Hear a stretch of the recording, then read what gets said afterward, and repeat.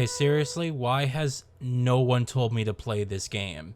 I have heard from virtually none of my friends, and maybe they haven't played it themselves, which if you haven't played this game, I hope this video really encourages you to play it, because this game is fucking fantastic. This is quite simply one of the best survival horror games I've ever played, and it's 15 years old. This is a launch title for the Xbox 360, and it's got more it's got more atmosphere than a lot of the modern games that even come out today, and I'm just in complete shock that we got a game of this quality, that has this level of immersion and just everything about it. I'm so shocked that this is a launch title for the Xbox 360. It just kind of blows my mind that you have a game of this quality immediately available to you when you bought that console.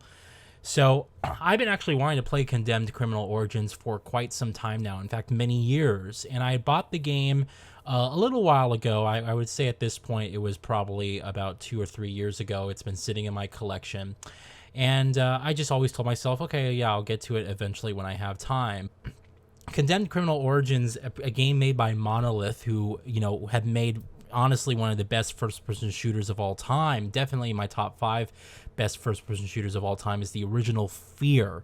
And I love that game to death. And this game is actually pre-Fear, but it came out 6 months before, the original Fear came out. And you can just see, this game and how it had an influence on the original Fear when it came out.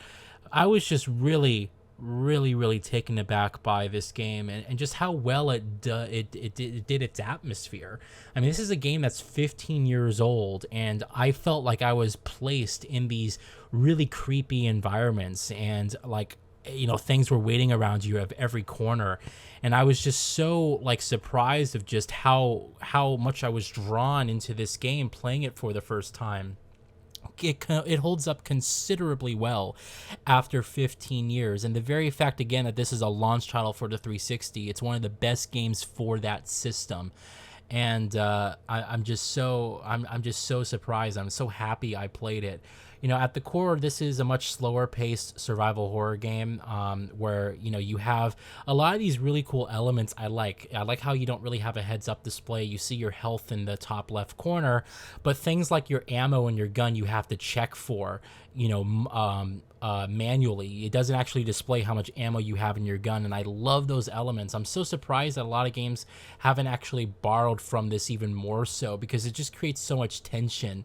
And this is one of those games, that just like the original Fear, I really hope that they remake this game, or they bring back this franchise in some sort of reboot, because I really feel like a remake, just like the original Fear of this game and what it's doing, could just be something stellar, especially with the visuals that we can actually do right now with the modern consoles. I mean, you're looking at the game right now, and I mean, some of these graphics are actually quite impressive for the time. There's volumetric lighting, there's bloom, and I was really surprised at some of the effects that were going on. Really, the game doesn't look that dated, except the character models are really the only thing that sort of give it away. The character models are very sort of PS2 original Xbox generation-esque. They very much reminded me almost that I was playing a PS2 games, but the environments themselves look fantastic. You got film grain, you got these really cool, again, volumetric lighting effects, and that actually plays off of the environment and stuff like that. It's just really fantastic. Again, you're looking at the game right now. It's just, this is a launch title for the Xbox 360, and it just makes you question, about where we've come from that point. Because I think about the launch of the Xbox Series X, and I love my Series X, but there's nothing even remotely close to this experience like that on the Series S or X. It's just so freaking incredible to me that you had a game like this available to you right off the get-go. And I was so impressed playing this game for the first time, 15 years later. It holds up just considerably well. And it's got this really interesting story. it kind of goes off the rails a little bit. I'll be honest with you. I had a little bit, I had a hard time following some portions of it because it kind of pushes you from one end to the other. And there's like this supernatural element that's sort of happening in the background that unfortunately, at least to my knowledge, when I was paying attention, it never really was explained to me. But there is a sequel for this game, Condemned 2 Bloodshot, which I do have in my collection and I do want to play as well. I'm so happy that we actually got a sequel to this, because if this was a one-off, man, I would be sitting here just screaming for the hills. I'm really, really looking forward to seeing how they build off this original game with the sequel for Bloodshot. And that Bloodshot was actually a multi-platform game on the PlayStation 3. But man, this game does an extraordinary job just pulling you into its world. And it surprised me just how well the game does with its atmosphere. And I love the enemies, the way that the enemies actually react to everything everything that's going on. Like, you can this game's melee combat based, right? So the idea is that you can use different objects in your environment, like wooden planks or a computer keyboards and things like that. You can use different things to sort of attack your enemies.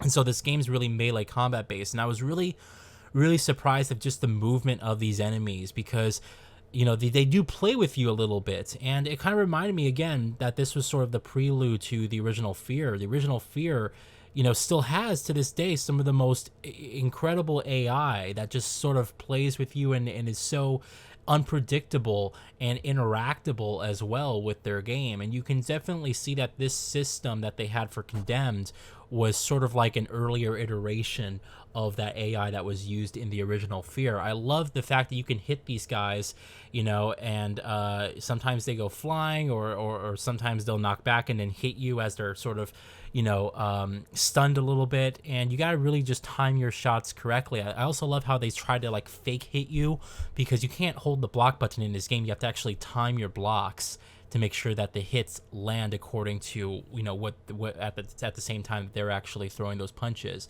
And they'll play with you a little bit, so they'll pretend to hit you so you block. Your character's doing an animation, you're open for a hit, they'll do some damage to you. It's really, really cool. I think one of the most standout moments for me when I played this game was when I smashed someone's head in with the back of my shotgun, and it dropped the person's weapon. He kind of went stumbling a little bit, and I'm walking over to him to deliver the final blow, and he's looking at me as I'm coming toward him. Then he quickly looks to the left and right on the ground, basically anywhere around him, to grab whatever he can. But unfortunately for him, I make my way to him, and I just basically finish him. And I think it was just that particular moment for me that it was such a... It's interesting to me that this is the introduction to 7th gen, because moments like those, I feel, are so few and far between, even with the modern games today, where you actually mistake basically the AI for an actual living being. It kind of goes back to the Turing test. It's like, okay, do you believe you're actually playing with a computer? Do you believe you're actually playing with a real person? And a lot of that comes down to the way that AI is handled. And in this game in particular, everything from the animations to behaviors, I love that some of them even talk to you. And you think that, okay, this person may not hurt me, but you have your guard up still. And I mean, I was at the mall in one level, and some girl's like screaming at me from across the hall, like, "What are you doing here?" She asked me. I'm like, and all of a sudden she just opens up fire on me out of nowhere. It's these little small moments that just make this game something just so incredibly special. And again, moments like these are so few and far between, even in modern gaming today, where I kind of really struggle to think of something that left an impression on me. That moment-to-moment gameplay is so important when it comes to some of these games. And I think that we focused a lot on basically the quality of the image and making these really nice realistic environments, but your interaction in these environments, what you actually do, and the way that AI is handled in some of these environments, it's arguably less so than it was in a lot of these earlier games. There's like a lesser sense of realism. You don't feel like this is a real place. You just feel like this is an arena for which you're able to basically unleash havoc into. And just basically just solidified my love for Gen 7 and what it did for gaming, because AI and interaction like that on this level was something that we didn't really see during the PS2 and original Xbox days. And I played this game with the mindset, I was trying to think to myself with the mindset that this is a new generation coming from the PS2, and it's immediately apparent to me just how much more is going on in this game versus those other, earlier gen titles that this game succeeds. So it's just such an incredible adventure. Honestly, one of the most incredible survival horror games I've ever played. It's definitely going to be sitting there in my top 5 at this point. I'm just very, very impressed. I'm so happy that we got a sequel to this as well, which I'm going to play at some point, although not immediately. So that's exciting. And man, I would love a remake for this game. This game with modern visuals. I mean, if it's this good, if it's this immersive, if there's this much atmosphere as a launch title for the 360, if it already looks this good, could you imagine how this game would look with like a full Unreal Engine 5 remake or something like that? Like full PlayStation 5, full Series X taken advantage of, the SSD and everything. I mean, one can hope, man. I think it would be truly, truly transformative. And, Monolith is working on the Middle-earth franchise. I don't know if they're planning to bring that series back, but man, what an incredible, incredible game this is. So anyway, those are my thoughts on Condemned Criminal Origins. You got to play this game, even if you haven't, if you don't normally go back and play games. This is one of those games that really just is something truly special, and I'm very, very surprised and impressed with just about every aspect of this game from top to bottom.